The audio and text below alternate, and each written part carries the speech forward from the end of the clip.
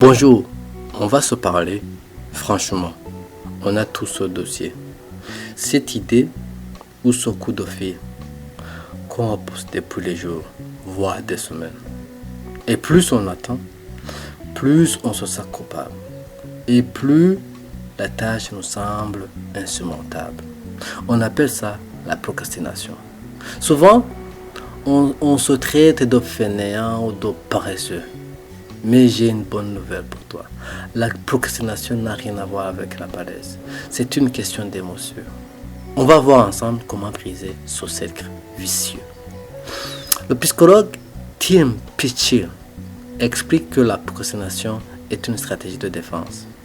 On ne repousse pas la tâche parce qu'on est nul. On la repousse parce qu'elle nous fait peur. Peur de ne pas être à la hauteur. Peur d'échouer. Ou simplement parce qu'il nous semble trop lourd. Repousser, c'est s'offrir un soulagement immédiat. C'est comme enlever une chaussure trop serrée. Mais ce soulagement coûte cher. Il se transforme en un stress chronique, une perte de confiance. Les distractions, ton téléphone, les réseaux, ce sont les complices de cette fuite. Ils t'offrent une récompense facile pour faire face à l'inconfort de l'action.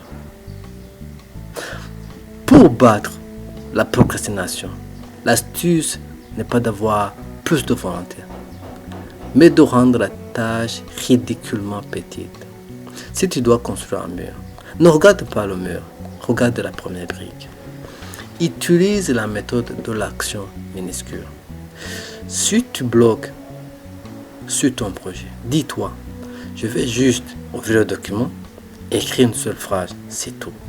Souvent, le plus dur est de démarrer. Une fois que tu es lancé, l'émotion de peur s'efface devant l'action. Et n'oublie pas, ton environnement est ton meilleur allié.